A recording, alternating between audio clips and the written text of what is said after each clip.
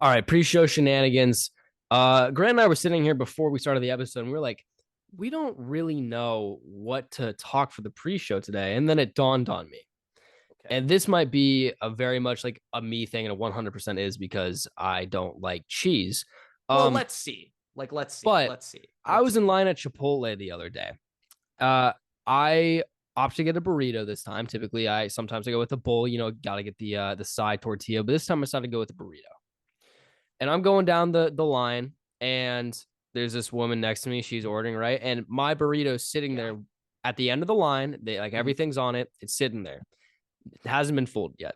And this Yeah, they got woman, that steak on there. You tell the yeah, person no guac, and then that guy's like, "Nope, he got guac. Don't try me." You no, know. I get guac. I'm not that weird, but it's sitting there just wide open. And this woman asked for cheese, like the shredded cheese on Yeah. for her bowl after already Yes. having queso and everything. Of No course, didn't disrespect, he? but yeah. Um, the guy reaches his hand across my burrito, picks up the Oh, cheese don't even tell me this, Everett. and pulls the and carries the cheese over my burrito. And I'm sitting here like I Everett, don't are eat it. you telling me what I think you're about to tell me? What do you think I'm about to tell you? You didn't eat the burrito, did Oh you? no, I did eat the burrito. Oh, Jesus. No, Oh, I I did. thought I thought that's But where we were but that made going. me think. I mean, like I was just gonna champ through it, even if the cheese did fall in it. It I'll did be not. I was honest, okay.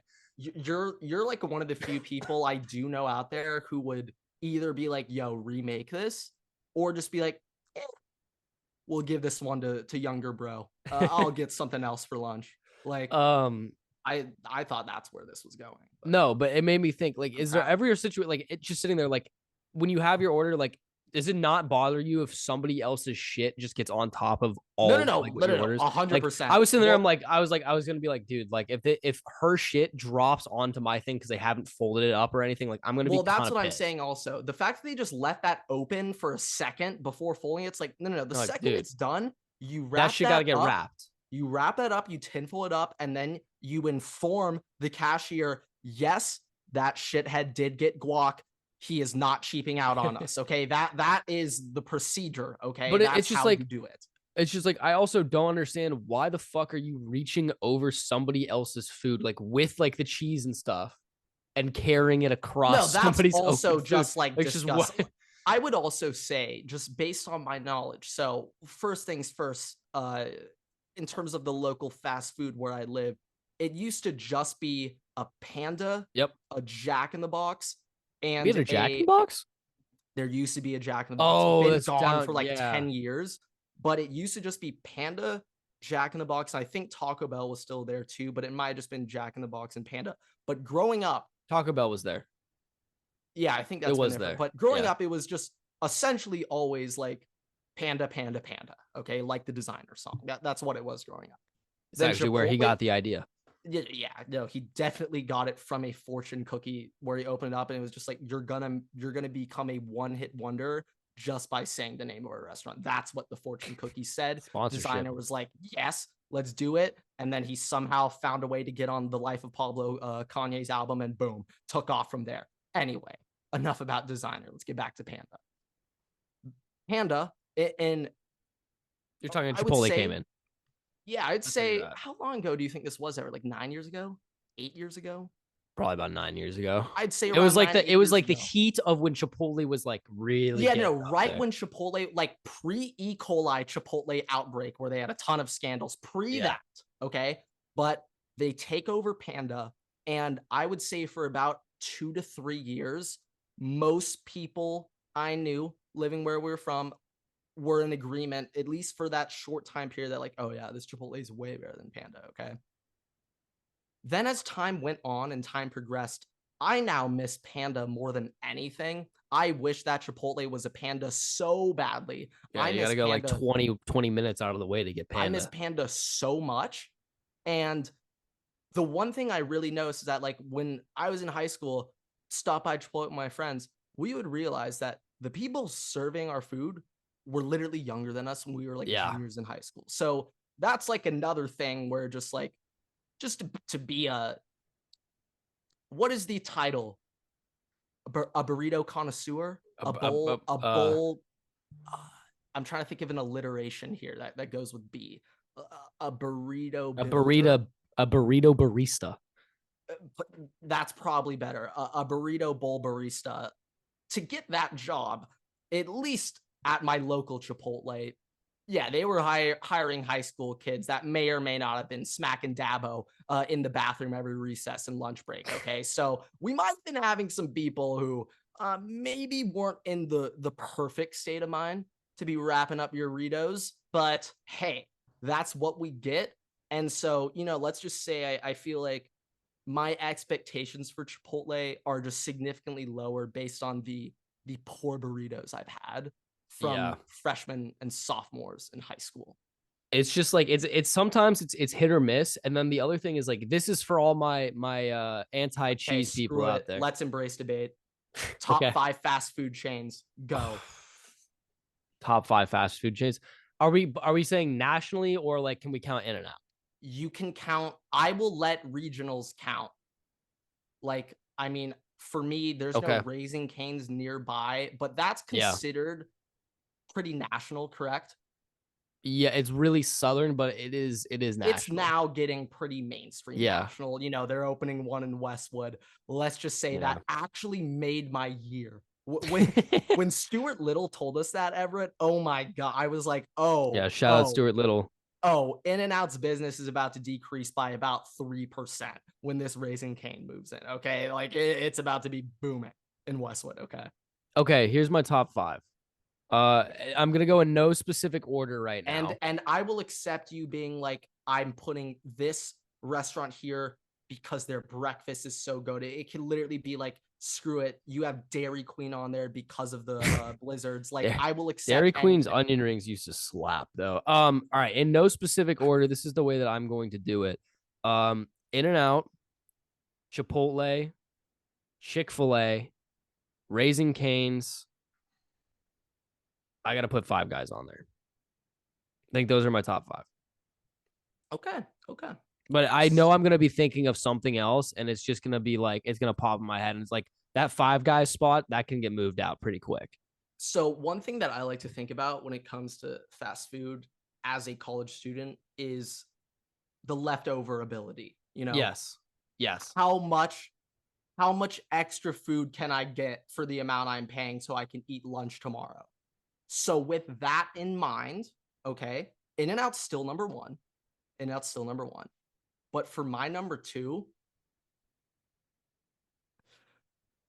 I'm Just going to do it. put Panda 2. Yeah. Okay. And my Chinese heritage might also be influenced in that. In-N-Out, Panda. In-N-Out, Panda, Chipotle for the reeatability. Mm-hmm. McDonald's 4, and Raising Cane's 5. No No Chick-fil-A. Chick-fil-A on my Impressive. list. Okay.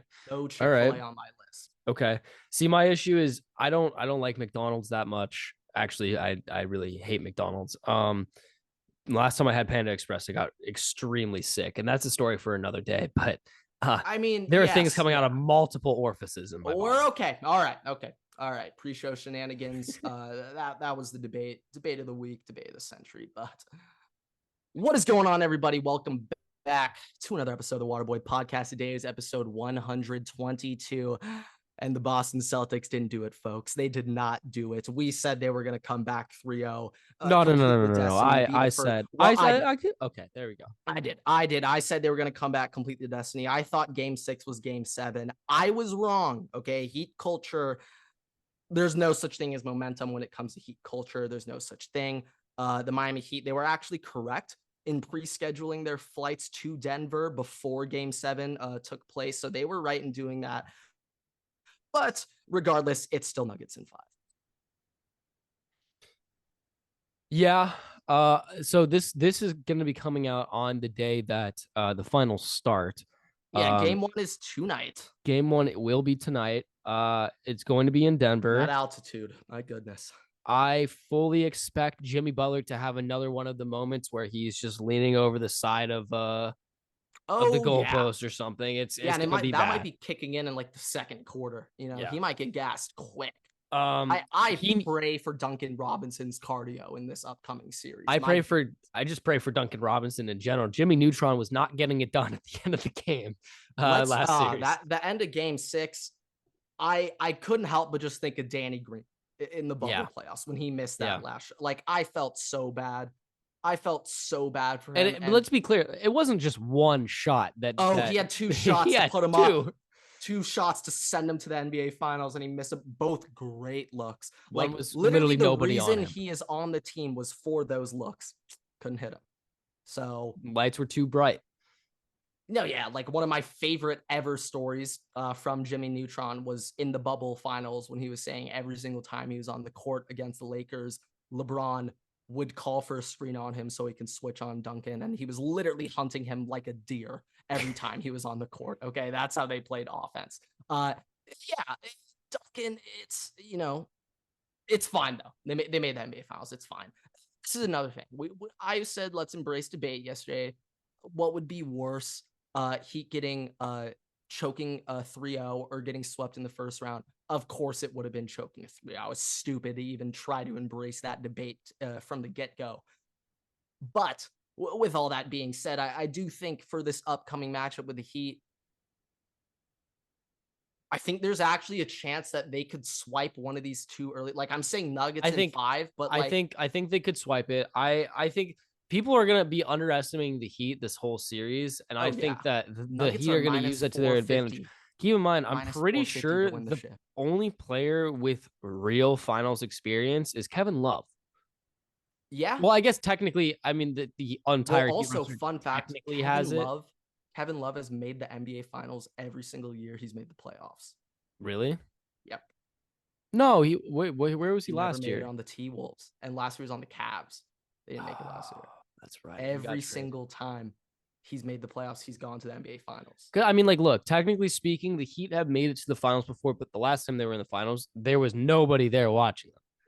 So it's a little bit different. That as well. It's a little bit different.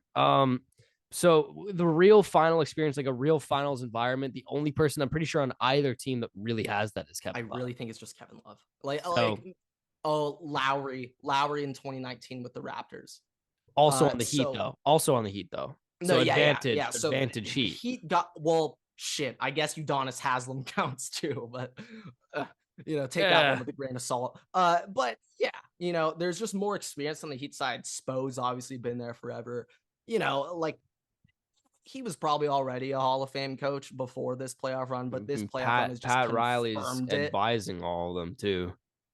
Oh no, I mean Pat Riley just posting up chilling. Like, one of my also favorite videos of all time is Pat Riley and D Wade like dancing in that like ballroom type. Have you seen this? I don't know what they're wearing. They're wearing some like robes and stuff, like dancing to some music.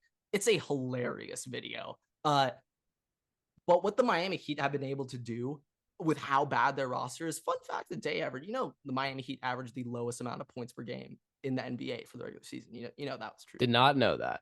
They are in the NBA Finals right now. Like, it is. Maybe that's the key. Maybe that's the key. Yeah, they want to slow it down, play slow. Like, against this Nuggets team, they can kind of run in transition a little bit. So maybe that is. I'm concerned about who's going to be guarding Jokic. Oh, pray for Bam Adebayo's legacy and career. Pray for it for this play. Oh my goodness. Oh God.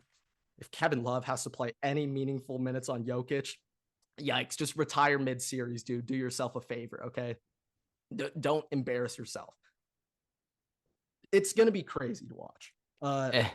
Does over under on Jokic getting a triple-double first game?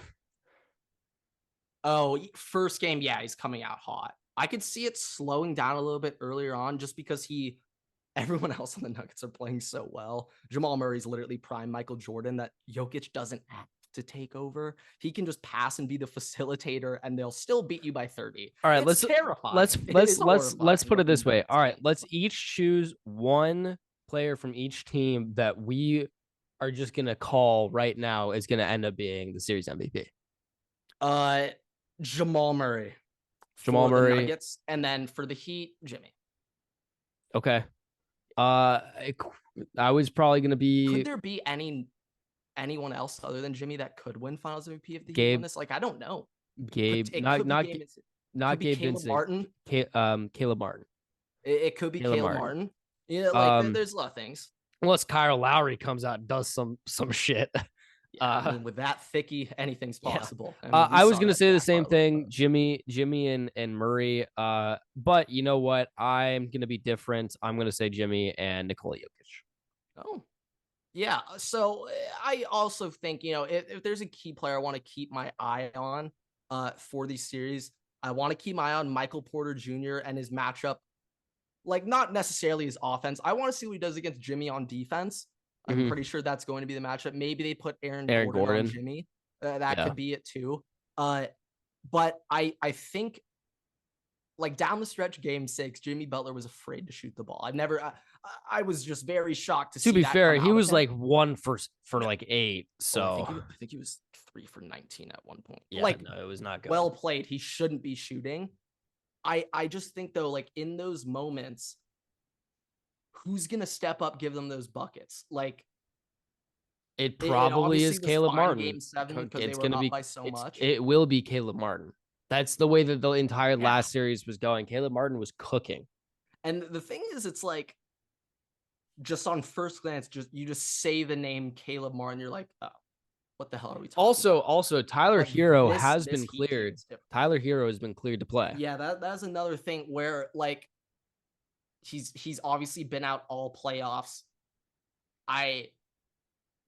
They're playing well without him right now. They're getting big time minutes from Caleb Martin and Gabe Vincent at guard. So, I mean, like, I can see a scenario where It's just 6 man. He's going to be a 6th man though. He's not. I don't think he's going to be starting. True. It just comes down to, like, pretty much if Jimmy Neutron can shoot.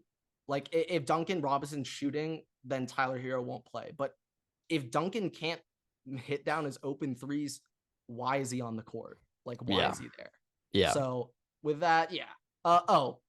We forgot to say this, but just an absolutely gutless Game 7 performance by the Celtics. Jaylen Brown, you are no longer a Boston Celtic. I think it's really embarrassing that for your number 2 option on the Celtics, and for being a guard player, it's kind of a problem, Everett, when your number 2 option can't dribble or create his own basket. It's kind of a problem.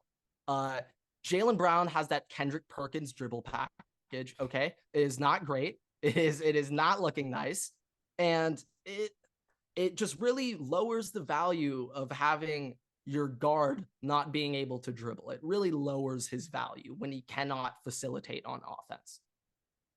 So yeah, Jaylen Brown, I'm pretty sure he's up for free agency. Like, I think I read that his Supermax contract would be worth like 250, 290. Now the Celtics are obviously not going to give him that. So I guess he's a free agent, and I'm not sure if he can be traded. I know a lot of people are saying trade him. I think he's a free agent. The NBA rules with how players get traded are like really weird because it has to be a certain amount of time after they've signed a contract or injury or something like that. So. I don't exactly know, to be honest, but yeah, Tatum and Brown. It's I not don't think the Boston Celtics are working with it anymore. The thing that blows is too, by the way. I mean, they made the finals last year. This year they made it to the Eastern Conference Finals. So obviously, like, we know the team can get there. The issue is winning it. And the question is, at this point, do you blow everything up because you have been 1 series, 2 series away essentially from winning the chip, or do you just try and keep building on it because obviously these players are still very young and there's a lot more to be able to do here? Yeah, I think, like, from the Celtics perspective, like, one thing that I'm thinking about is just, like, look at where the Celtics have, like, been post ring with KG Paul Pierce. Oh yeah, no. I mean, like, they've like went on a very, very dark stretch of years, and now they're Eastern Conference competitors year in, year out, just with this team. Yeah, I mean, they had Gordon Hayward as their one option for a couple seasons. So I mean, like, I really think that, like, at the end of the day, like, I think a lot of the blame can be given to Joe Mazzulla. I think he can take a lot of the blame. Peyton Pritchard was somehow playable last year under Udoka. and now he's just not even a basketball player. So Like, obviously, there's no shot. yeah. Did you also see Udoka? He took 3 Boston Celtics to come join the Rockets next year. So Did not see that. Obviously, there's no way that Udoka was gonna end up coaching the Celtics after everything happened. But do you think that the Celtics would be in the finals right now if Udoka was the coach for at least that series? Yeah, I think they'd be in the finals if Udoka was coaching just this year. I think he'd be. I swear it was a defensive mentality thing with Joe Maz as the coach. There was just a clear difference on defense. And last year, the thing that like terrified me about the Celtics was how good their defense was, like how good they were playing. They were not really performing well this year. They weren't really dogging it out there. And it's like those are some things I'm thinking about where last year I don't know how Udoka did it, but he got everyone to play on the same page and play tough defense. Do you think that obviously I know Brad Stevens is now in the front office, but do you think if Brad Stevens was the coach, would they have 100%? I mean, to be honest, like from Brad Stevens' personal perspective, if I bet he's getting more money as the president. Oh yeah, no, he is. Like, so for his personal perspective, I get it. Like, stop coaching. Like, you're done with that. But like in terms of an X's and O's, just forget it. In terms of all human beings alive right now on the planet, Brad Stevens is a top 3 X's and O's basketball human right now today, and he's not coaching. And the Celtics have that luxury, and he's just like, nope. Like when Joe Mazzulla said in the Sixers series, yeah, game on was on me. I didn't have any fourth quarter plays. I honestly think he should have been fired after him saying that. How do you not have fourth quarter plays in the NBA playoffs? What are we doing? Like, what are we doing here? That's your job. When you call a timeout, Joe Mazzulla, you're literally there to say, set screen for Jason Tatum, shoot the ball. Like, that's your job, okay? And he couldn't even do that. I also, Brad Stevens, he must have a legitimate 5,000 page binder of just last second plays. Like he must have that drawn up. And so shame on Brad Stevens. I honestly think it would have been hilarious if he pulled a Pat Riley, came back into coaching, and then won a shit for a year. He's like, all right, now I'm retired. Now I'm good. Now I'm good. Like that's GOAT stuff from Pat Riley, by the way. When he did that with the Heat and Shaq and D Wade, that's GOAT stuff. So Brad Stevens. People forget Shaq won a ring with the Heat. Oh yeah. Big Diesel. I mean, what a time to be alive. Him and D Wade. You know, who knows? Maybe they were a better duo than Kobe and Shaq. No. I'm kidding. No. You're going to get like your Lakers fandom stripped away from you if you say that. Well, I mean, something, you know, this is another embrace debate. If Kobe and Shaq just got along, like, my goodness, how many more could they have won? If Shaq re-signed the Lakers instead of shipping them off to Miami, they probably could have gotten 3-peats.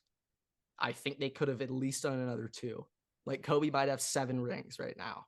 If that did happen, where would Kobe rank all time? Kobe had 7. Well, this is another thing. I would also assume that in terms of finals MVPs, let's say they won 2 more. I'd say Kobe would get one of those because Kobe won MVP in like 2006. So I'd say Kobe would get one of those and Shaq. Kobe would have 6 rings, 3 finals MVPs. We can make the case. We can make the case that maybe he's a firm top 5. Maybe you already know where my argument's going to be. I would say, yeah, greatest Laker of all time. Oh, yeah. If he had also, I mean, 6.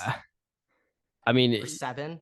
Yeah, 7. Kobe got absolutely robbed out of an MVP as well, though. Yeah, Steve Nash should never be winning an MVP when Kobe Bean Bryant is like averaging 35 a game, regardless. Let's embrace more debates, Everett. Let's embrace more debates. Next debate. So before we get into the big debate, which actually we might want to save to lead into the NFL. Let's do that. But quick little embrace debate, Everett. So we were bringing up stan cultures the other day, Cristiano Ronaldo, and I happened to see a fun little video, Everett. Fun fact of the month. Cristiano Ronaldo, after his record-breaking transfer to Saudi Arabia post-World Cup, his team did not win the Saudi Arabian Premier League. They finished in second, Everett. Next year, Messi and Karim Benzema are rumored to join the Saudi Arabian team that finished in 3rd place this year behind Ronaldo's team and the team that won it. So let's embrace debate, Everett. If Messi and Benzema join up on the 3rd place team and Ronaldo's on the 2nd place team, but also keep in mind, they do not care about the Saudi Pro League at all.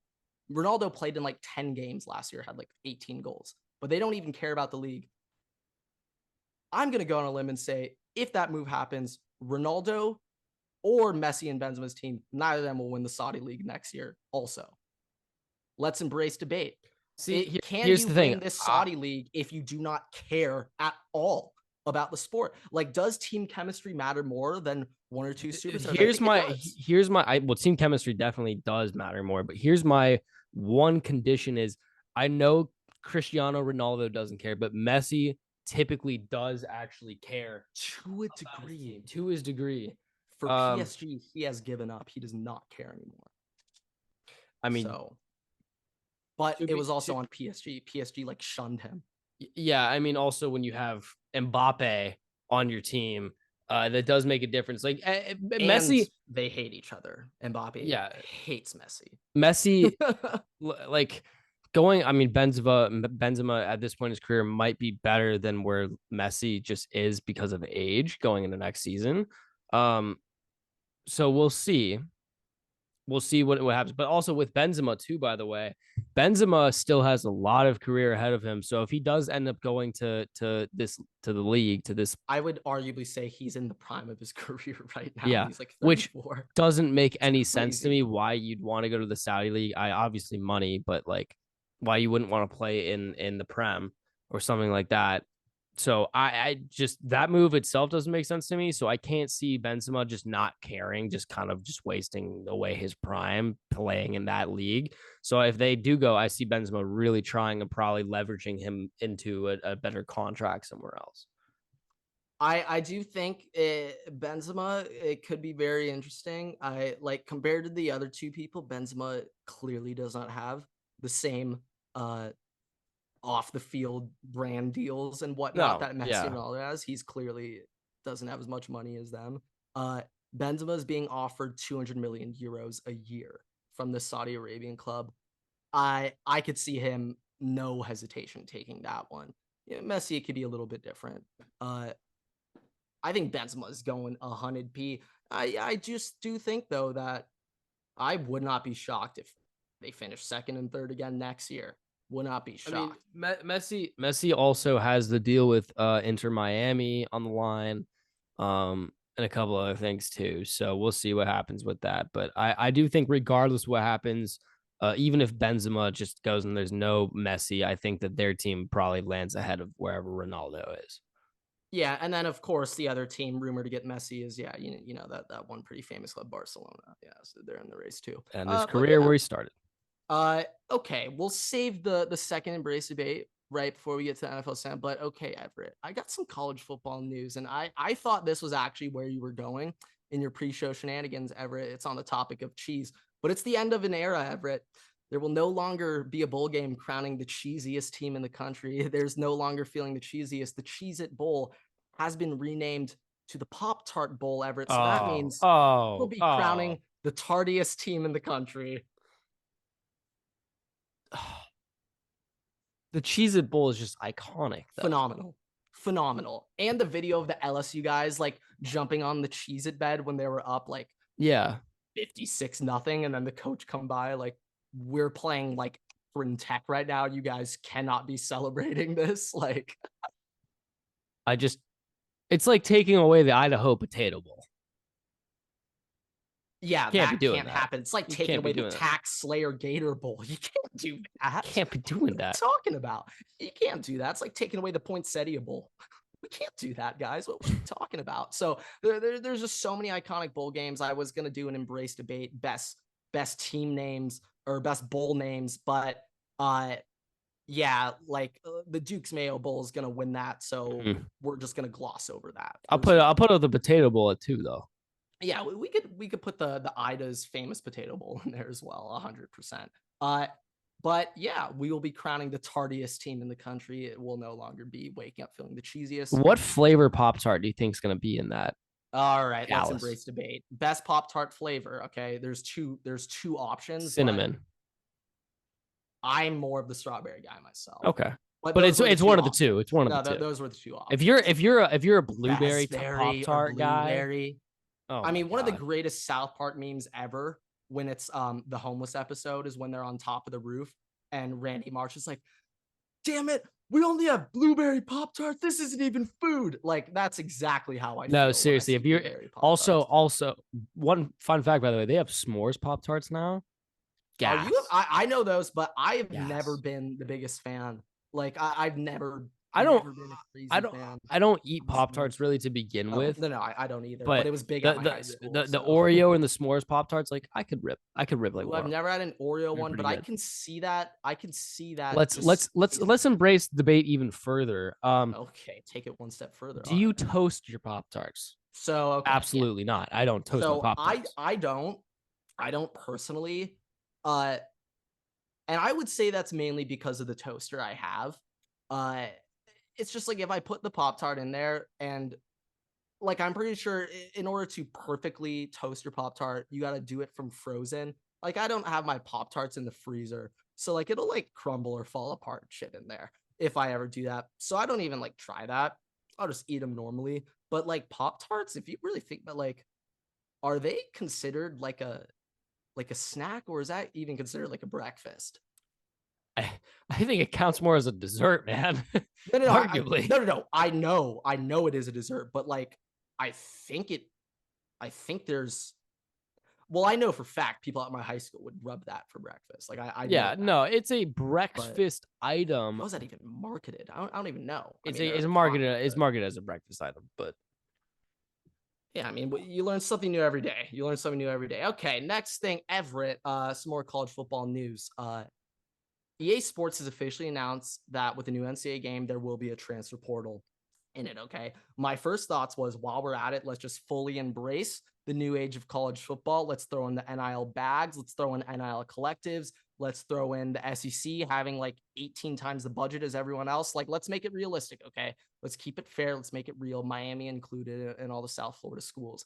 But in all seriousness, I really hope this new NCAA treats this game much more realistic in terms of keeping your team and keeping your players happy and like fulfilling your promises to them. So like in the old NCAA 14, if like the most recent NCAA 14 save I can remember playing before I got the red ring of death, Justin Fields had just won his third Heisman Trophy. He was a redshirt junior, and I convinced him to stay in college to get that degree, even though he was just a fourth year and already graduated. I convinced him to come back and get that master's. That should never happen. Okay.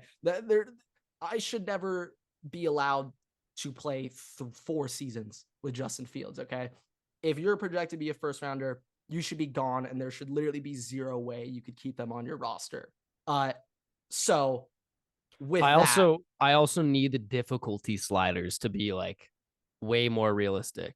the last one was also just way too easy on like all Madden difficulty. Literally every play you'd either just run streak if they were press or you run a curl if they were off. Like if I have a 58 overall freshman like true freshman quarterback playing, I should not be slicing and dicing up your entire defense. Like it's nothing.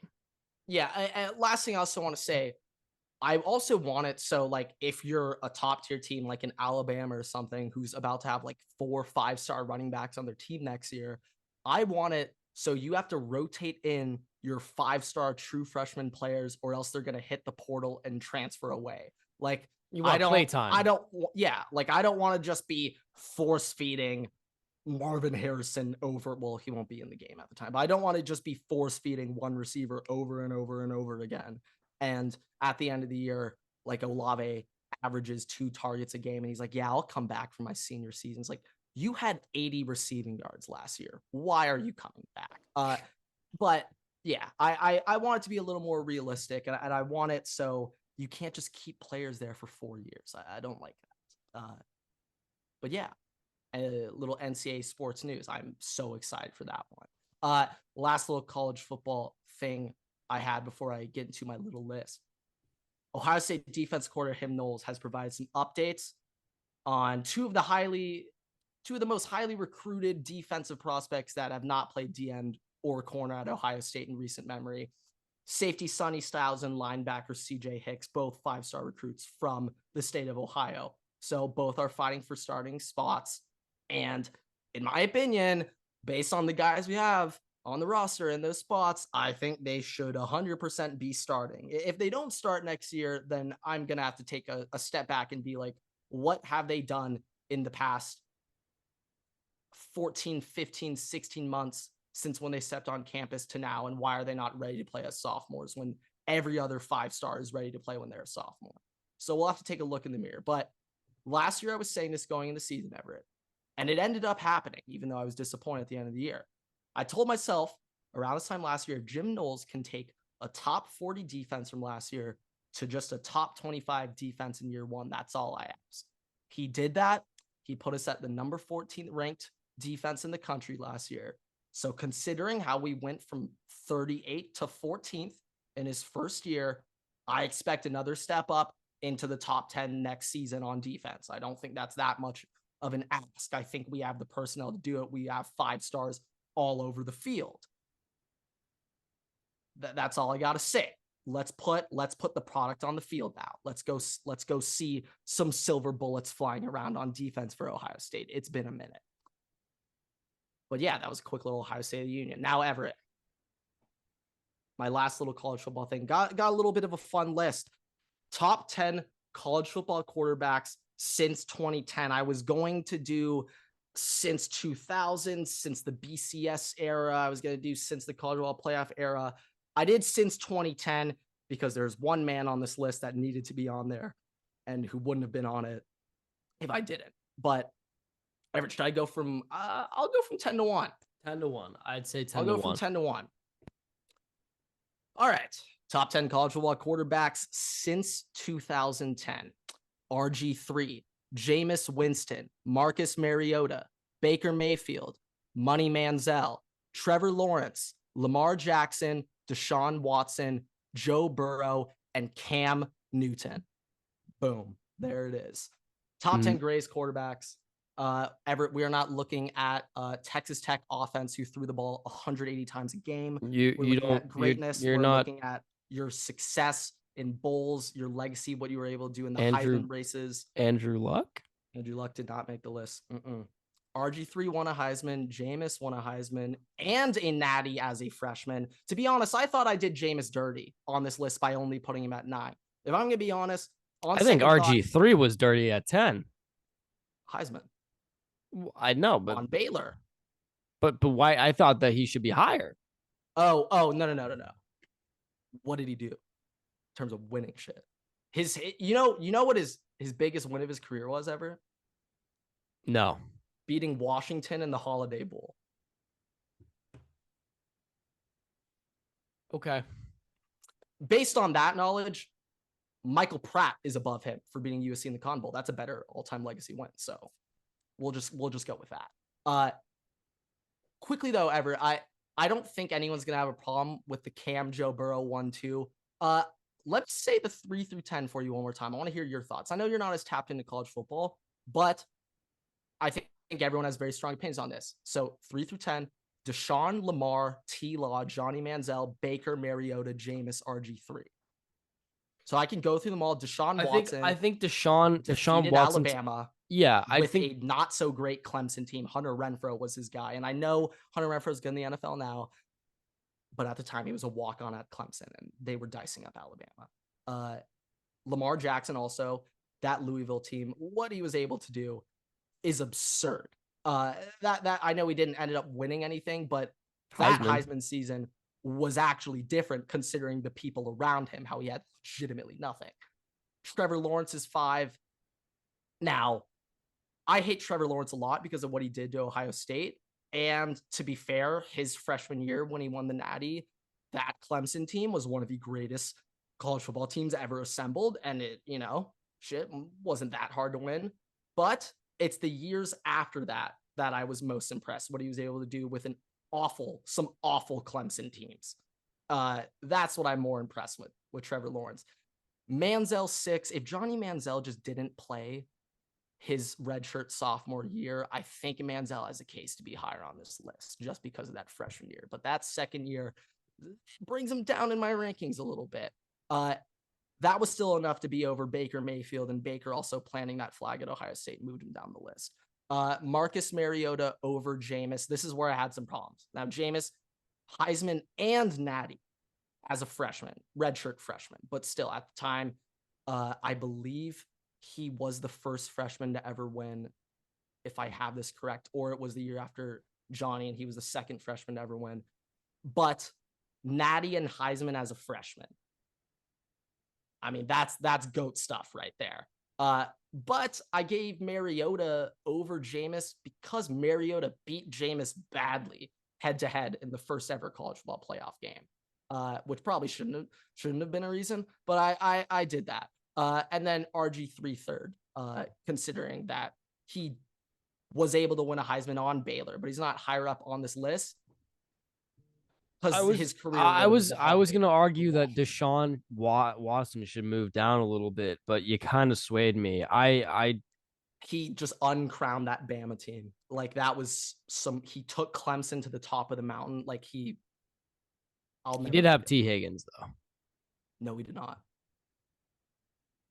Nope. That was T-Law. T-Law's rookie year. He had freshman. I thought Deshaun in Deshaun's last season. He had freshman Justin Ross and T. Higgins.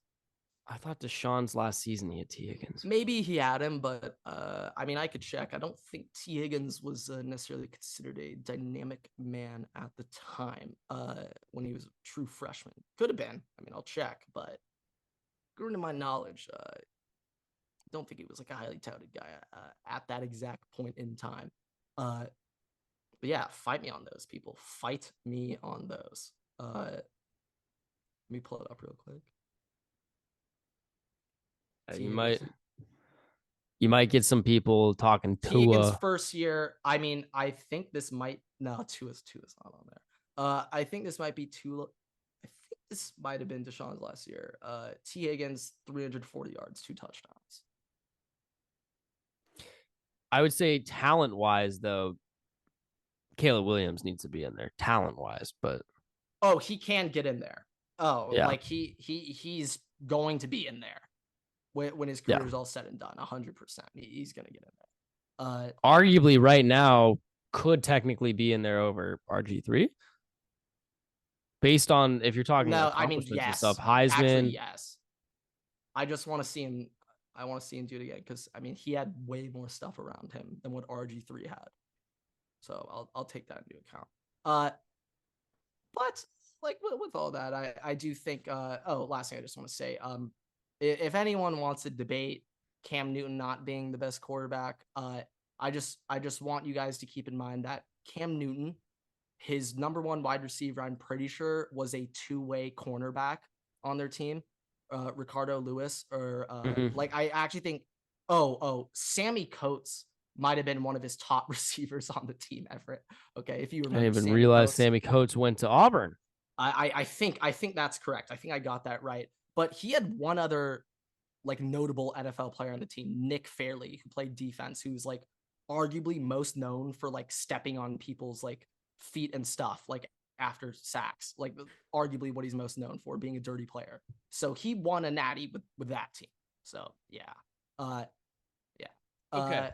Okay, quick little embrace debate segue into the NFL, Everett. If the Buffalo Bills beat the Kansas City Chiefs in 2021, if they beat them in that playoffs, which they should have won, if they ended up beating them, how would we consider the Bills now? How would we consider the Chiefs? How would we compare Josh Allen with Joe Burrow and Mahomes? I'd still say we'd say Mahomes is the best quarterback, but Josh Allen over Burrow, how would we? I honestly think that even if the Chiefs or even if the Bills won that game versus the Chiefs, the Bengals are still winning the next game to go to the bowl. And because of that, I honestly don't think we would look at Josh Allen really any differently right now. Obviously, we kind of see them as like it's Chiefs, Bengals, Bills. Like we see it in that order Yeah. with those three teams. The Division Bills, winners and stuff. the Bills kind of paved the road for the Bengals. Essentially, that's the way that I look at it. Oh, okay. And I don't think that there'd be any shift in the way that we see Josh Allen. I think the only way that we would see Josh Allen in a different way would be if he went to the Super Bowl. And even if they lost that, I think that that's how we would have been able to see, like, okay, he is actually this great quarterback. He's not overhyped. He can play in the big moments. Because that's kind of one of the reasons why Joe Burrow, why everybody's not like, all right, Joe Burrow, it's Joe Shiesty. He's clutch. He can play in the spotlight, as all these ones, because he went to the Super Bowl. They might have lost that, but that whole run got him so much credibility that Oh yeah. Oh, that if 100%, that yeah. happened with the Bills, then okay, maybe we're having that kind of conversation right now. But I don't think going to just beating the Chiefs is gonna cut that. I think they need to make it to the Super Bowl. They would have had to make it to the Super Bowl that year. Yeah, if I do think we're about to whip out a little fun list here in a second, but just thinking back to that season, some close games that could have gone either way. Like I think, like, what if Malcolm Butler doesn't undercut that slant and the Seahawks go back to back? Like Legion of Boom stays together. There'd be many different things going on. Like just little plays like that could have changed the entire NFL and its trajectory. And I mean, shit, if the Seahawks didn't get a lucky Hail Mary to beat the Packers, Patriots Super Bowl, I don't know. To be fair, the Packers choked away a huge lead that game. Oh, it was so bad. Disgustingly so bad. big. The Seahawks had an onside kick at the end. Oh, it was disgusting. It was horrifying. But at the time, I was team Marshawn Lynch and Richard Sherman. Those were my guys. Yeah. And Russ was still cool. Russ was still cool then. Yeah, that's like right when I started to hate him. That was like his third season. Yeah, year 3. That was when he still had the beard and like the curly hair. Yeah, I saw a rerun of that Super Bowl. He looked way older in year 3 than he does right now. I fuck with the way that he looked in those, like the first start of his career, no, way that more look. than No, that was that look. That was lit. It's it was a good look. But I mean, hey, he's got to do his brand deals and stuff. I mean, he's got his own office in Denver now. So I mean, he's big. He's a suit. He's a suit now. He's a suit. Off to bigger and brighter. Okay. So talking about Super Bowls, I have a top 10 Super Bowls of the 2000s list. Keep in mind, so I was born in 2001. I don't have a strict memory of all of these games, so I'm just going off of information in which I am provided and things that I know of. So you got to cut me some slack here. I guarantee you. Maybe a couple of notable plays for certain games just naturally puts them out of others. That's all right. And this is watchability. This is like how good was the game, and I guarantee you, people on TikTok are gonna be like, "Well, you forgot about this. This should be here. This should be here, dude." Like, I'm sorry, but people are gonna be like, "Well, how old are you? How do you not know this?" I'm like, "All right, man. I am 21. I was born in 2001. I didn't start watching football that deeply like that and understanding shit for like 8 years, 9 years. So I'm sorry, I don't remember stuff." And even then, like 8, 9 years ago, I didn't know what the hell was going on. I'm sitting there. I'm like, JT Barrett's the greatest quarterback in NFL history. Yeah. All right. Well, we'll go 10-1 here. All right. Eagles, Patriots, Packers, Steelers, Chiefs, Eagles, Giants, Pats. That's game 2. Pats, Seahawks, Rams, Bengals, Ravens, 49ers, Giants, Pats. That's game 1. Pats, Rams. That's the 2002 version. Steelers, Cardinals, and Pats, Falcons. Yeah, I was 28-3. I think one easy way you could do that is if you just put the Super Bowl number next to the name. I'm gonna do that, but I also see I'm gonna do that for like the clip, but also this is content here. Like I'm saying this to whoever's watching or listening to this right now, they're not gonna have any idea if I don't state which game it is. That was great. I am gonna stipulate it's to the 2002 version of the Pats Rams. Let's make that one very clear. Did you have last Super Bowl on there? Yeah, so it's Eagles, Pats, Packers, Steelers, Chiefs, Eagles, Giants, Pats, Pats, Seahawks, Rams, Bengals, Ravens, 49ers, Giants, Pats, Pats, Rams, Steelers, Cardinals, and Pats, Falcons. Yeah, I mean, at least for this list, it's like a clear 1 and 2 is Falcons, Pats, and David Tyree catch. Those are the clear 1-2s. David Tyree catch, was that Steelers, Cardinals? That was No, I thought you that's said Giants, Patriots, Pats. Giants was 2. No, they're 4. That game's 4. Oh. I have Pats with 28-3. I mean, I'll be honest, I really dislike the Patriots, so I have that personally higher up on my list. Like, you know, I have 28-3 Steelers Cardinals, where you have like the toe tap catch in the end zone. Pats Rams, Antonio Holmes, Tom Brady's first Super Bowl, greatest show on turf. Giants Pats with David Tyree, and then obviously we have the Blackout Bowl. I also obviously don't have this off the top of my head, but I'm pretty sure for that first Pats Rams Super Bowl, the Rams were like 10-point favorites. Oh yeah, no, like it was not supposed to be close. The other one was, I think it was the David Tyree catch, Giants Pats Super Bowl. The Giants were fat. Giants were 12-point underdogs. It's the biggest win, comeback, or whatever cover. Weren't the Jets also? Yeah, they were a wild card team that year.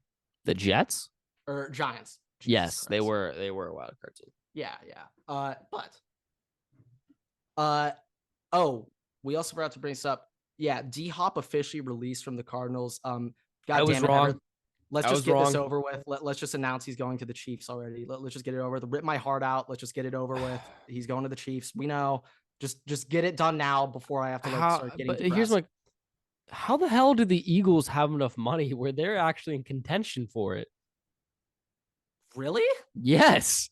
Well, I mean, if there's one thing I've learned over this past offseason, Everett, is that there is no such thing as salary cap in the NFL. I thought somehow Deshaun Watson's fully guaranteed deal got restructured. There's no such thing as a salary cap anymore. You could do anything you want, okay? Anyone could sign D-Hop right now. So everything is on the table.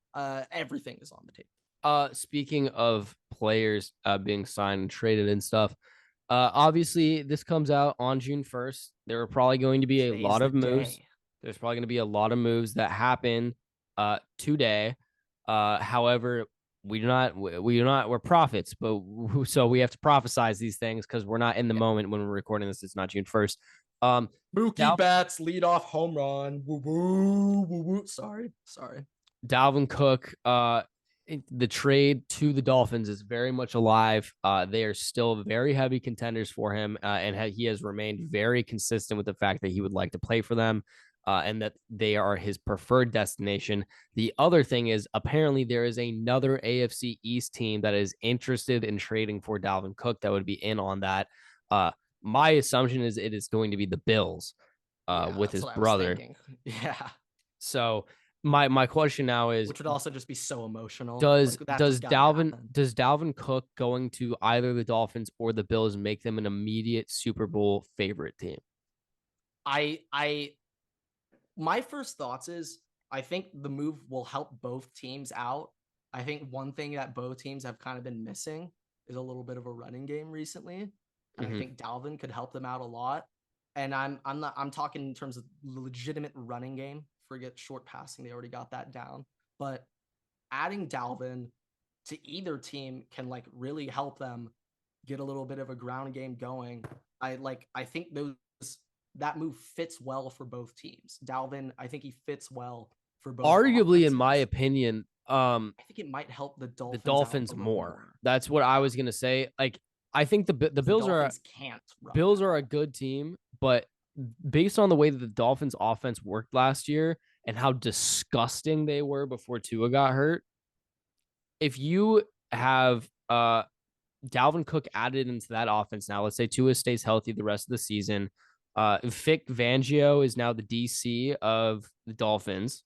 Yeah, hopefully Bradley Chubb can actually. They got Jalen Ramsey there over now. Jalen Phillips is playing pretty well. Bradley Chubb, like you said. Jalen Phillips is actually playing. I can't disrespect him. He's playing well. Guy too. I can't. Javon Holland's pretty good. They have a sneaky this is another. If my boy Jerome Baker's still there at linebacker? I believe he still is. Good. This was one of the other lists. I think I might have to perfect this a little bit more, but I have a Super Bowl dark horse teams list. Oh, And I like this. I like this way more. the Dolphins is the number one team on that list. I'm completely okay with that. Like, if I'm gonna talk, like, you got the Broncos on that list? Yes. Yeah. Okay. Good. Good. They are at 10 though. Fair. You know what? I'll just say what it is. I like this list. I'll just say what it is. We can play with it. All right. I like this one. Top 10 Super Bowl dark horse teams. I'm gonna go 10-1. Obviously, already know 10 and 1, but here we go. You can get everything in between. Broncos, Vikings, Ravens, Chargers, Lions, Cowboys, Giants, Jaguars, Jets, Dolphins. Yeah, I was gonna say to qualify as a dark horse, is it just like you're not projected to be a top 4 team in your division? I was just kind of like, are you projected to like win your division? Are you division favorite? And then on top of that, where are you kind of in the odds to make it to win the Super Bowl? Like that kind of. Yeah, like I was saying, like Vikings, you guys are obviously gonna win your division, but like I guess I wouldn't say it's obvious, but like the Vikings and the Lions are you're gonna win it. Because so here's the thing though, like the dark horse teams, like okay, the Vikings, right? The Vikings were assumed that we're gonna go, we might make the playoffs, whatever, right? So Super Bowl, they're a little bit like you're a little bit less like surprised that they might. Yes, I get what you mean by that. Yeah, but in the same note, the Broncos are at 10. Like I would be pretty surprised that they get there, but at the same time, would I really be that surprised? At least as of hearing it today, yeah. But it's like you're sitting there, and you're like, take a big step up. You're sitting there, you're like, Sean Payton, Russ is there. The defense is pretty good. I really, really like their defense and how young they are, and like what they can become. So like it's like the Broncos. Like, would I be surprised? Yeah. Do I think that they're like a heavy dark horse team? No. No. Like if they won a playoff game, I'd be like, damn. I'd be a little shocked, to be honest. Yeah. So I think that, Jets, people are going to be like, well, the Jets technically are like a favorite right now to make it with Aaron Rodgers, but really, are they a favorite? People, you're talking to like the normal public. Yeah, I still think the Bills should be favored to win that.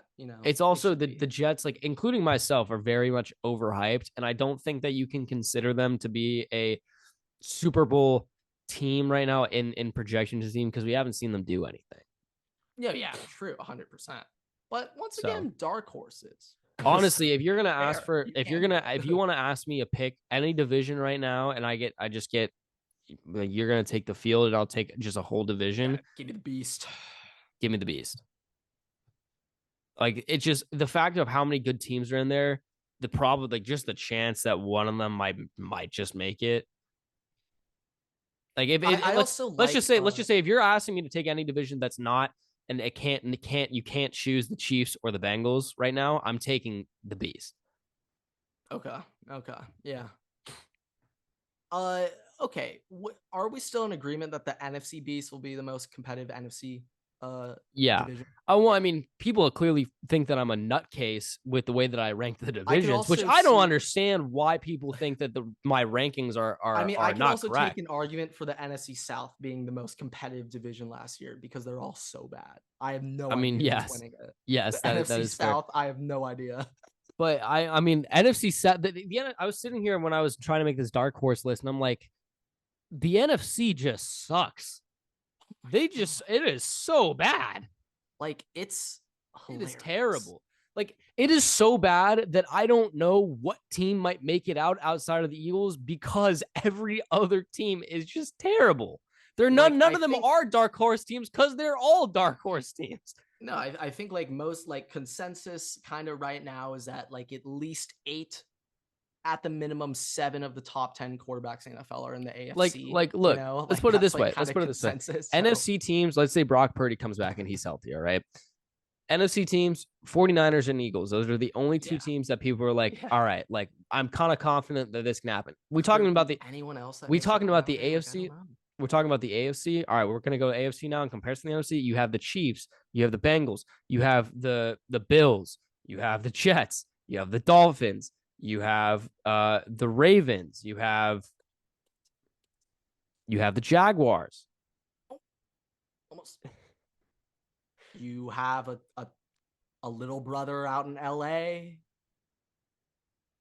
Nope. Okay, no Chargers on that list. Yeah, but yeah, AFC stacked. You know, at least we have a top 5 quarterback in the NFL. I can at least hang my hat on that. You know, we won something, and the second best social media team behind the Titans. So we got something. We got something. Might be last in locker room, but we're number 1 in the fans' hearts. Number 1 in the hearts. With whatever fans exist. But oh yeah, other awful bad news I hate to read. Kyle Van Noy came out and said Chargers don't even want me back and I'll come back on a discount.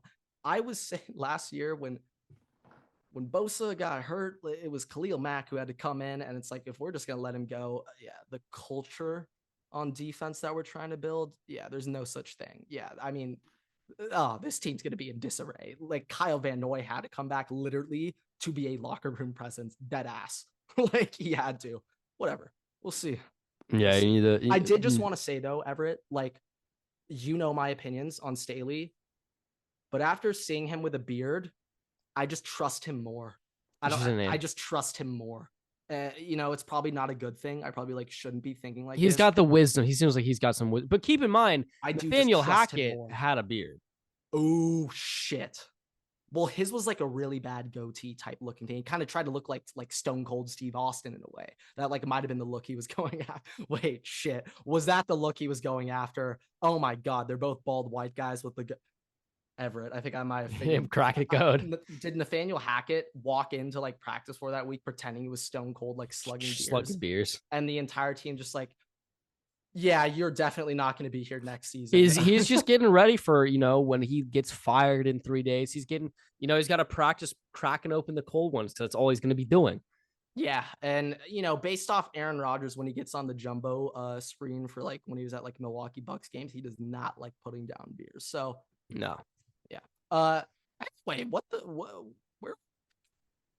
I don't know. That's a question for you. You're talking about Brandon Staley's beard. Yeah, no. Why don't we wrap up with this? This will be the last part of this episode. Let's give our record predictions for our teams in the Vikings and the Chargers. So, okay. Let me pull up what I got written down real quick. Would you like to kick us off? No, you can go. Okay. I need to just check. I need to check everything for myself. Second, I need to pull this up if you don't mind me. Well, I do mind. Okay. Sorry. I also got times listed too, in case you want that. But okay, let me know when you're ready. You can go ahead. All right. At home versus the Dolphins, week 1. That's a dub. Start off 1-0. On the road, Titans, week 2. Week 2, that's another dub. Now we're 2-0, boys. Okay. Quick start. Vikings, week 3. I hate to say this, Everett. I'll give it to you. It's a 10 a.m. game. We're going to be 2-1 going on the road to Minnesota. I don't even know. Quentin Johnson, I'm not even sure if he's ever taken a flight that long. There's not crazy traveling going on in the Big 12. So yeah, I'm not. Yeah, we're going to lose that one. 2-1. Week 3, Raiders at home. We're going to be 2-2, guys. We're going to drop the home game against the Raiders. And I'm going to pull the plug on the season after that game when we're 2-2. I just want to get that out of the way now. Okay. So we're going to be 2-2, and I'm already going to be pissed. Next week, prime time, coming off a bye week, Cowboys. We're going to slaughter them. We're going to put the world on notice. We're going to destroy this game. And Everett, that's going to be the turning point in the season where now people start jumping on the Chargers bandwagon like PFT commenter did last year, throwing a Super Bowl bet on him. I literally blame our failure last year on PFT commenter. He cursed us. Do not root for our team. Okay. The Chargers suck. Stop overhyping us. The only reason we charger ourselves every year is because you idiots in the media hype us up. Okay. We suck. Okay. Next week, Chiefs on the road. We're going to win this one. We've actually been extremely good against the Chiefs in Arrowhead under Justin Herbert. I actually think last year was the first time Justin Herbert has lost an Arrowhead in his career. We're going to win that game. We're going to be 4-2, and everyone's going to be hyping us up so much, Everett. It's going to be great. Mm-hmm. Okay. Then moving on I guess it's technically now week 8 because the bye weeks have, but 7th game of the season, Bears at home. We're going to win that one. We're going to move on to now 5-2, Everett. Okay. I'm going to be so unbelievably hyped. We're going to be first in division at this point. And then we're going to go on a losing skid. We're going to be 5-2. And then the next week we got prime time in New York at the Jets. Oh yeah. Justin Herbert might be seeing ghosts in that life. So Hopefully now we're not. at 5-3. Then we're going to get the Lions at home. We're going to drop this. We're going to drop it. It's going to be 5-4. And I'm going to actually be like, holy shit, what do we do now? We're 5-4. We're going to come back the next week, beat the Packers, go 6-4. Then we're going to lose the next week in prime time against the Ravens. And we're now 6-5, Everett. And now I'm literally just like, well, maybe the season's done. I have nothing to look forward to. That will also coincide with Ohio State, Michigan weekend. Yeah, it might be real bad. That's going to be a very big weekend. But now we're going to be 6-5. We're going to win that next game against the Patriots, though, go up to 7-5. We're going to beat the Broncos, also go 8-5. And we're going to beat the Raiders, not the Chargers. Well, we're about to beat ourselves coming up. But 9-5. Now I'm on my high hopes. I'm feeling so good about myself. 9-5. And then next game, the inaugural Peacock game comes in the third to last week of the season. Bills, Chargers, Everett. I would like to say we win this game because it's at home. We would be 9-5 at this point, but we're going to lose. Okay, we're going to lose. It's going to be 9-6, even though it's at home. It's not like we're going to Buffalo. 9-6. Then we get the Broncos. We're going to beat them this time. Lost the earlier one, 9-6. Now we're 10-6. And then we're losing the Chiefs last week of the season, 10-7. We're going 10-7. All right. Going 10-7. I can see that. I can see that happening. I think that there might be. If I'm going to swap out a couple of games, I say we're going to lose to either the Titans, Bears, or Packers. We're going to there's going to be a little. That's just kind of how the Chargers work. We're going to 10-7 record, a game that we should have never even had a chance. So. 10-7 record. Maybe that's enough to sneak in the playoffs in the AFC. We will see. Don't really know. Unfortunately, the AFC doesn't have the luxury the NFC has, where every team is just ass. Okay, for the Vikings, week 1 we're playing the Bucks. I think that's an easy dub. Baker Mayfield Tell throws me home and away too. At home. It's at home. 12:00 game. Perfect. Just what we need to ease in. All right. I'd be completely fine if you say you win every single 10 a.m. game this year. I'd be completely fine. So 1-0, second week, Thursday nighter in Philly, 7:15 primetime. Oh, we're getting blown out. Actually, I don't think we're literally getting blown out this game. I think it might be. I'll be honest. I was actually about to pause you on that. Maybe not. It's gonna be a good game. I still think we're gonna lose it. 1-1. All right, now short week. Chargers come back around. Nooner. You guys have a long week for that too. Nooner. That's a dub. That's a dub. Following that up, away in Carolina, another Nooner, another dub. Go to 3-1. Follow that week up. Next Sunday, got a 3:25 midday game versus Kansas City in Minnesota. This could be one of those games Kansas City just kind of trips up on. The Vikings have been competitive with them before. Do it for me, Everett. Do it for me. Say it. Unfortunately, it doesn't happen. God damn it, Everett. Vikings lose this one, go to 3-2. Follow that up in Chicago, a Nooner. I think this is going to be the trip up. Vikings lose this one in Chicago. Early start of the season. It's in Chicago. It's a little bit colder. First time the Vikings are matching up with the new wide receiver core. The adjustments made by the Bears. I still think the Bears are ass, but I think the Vikings just drop this one. Go to 3-3. Follow that up. It's a Monday night game versus San Francisco at home, 7:15 p.m.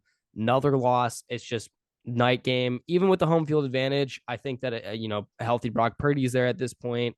Defense is still, and maybe a dome really helps the Niners. Defense is also still, it's developing. There's a lot of new parts and stuff. Still getting in the thick of things.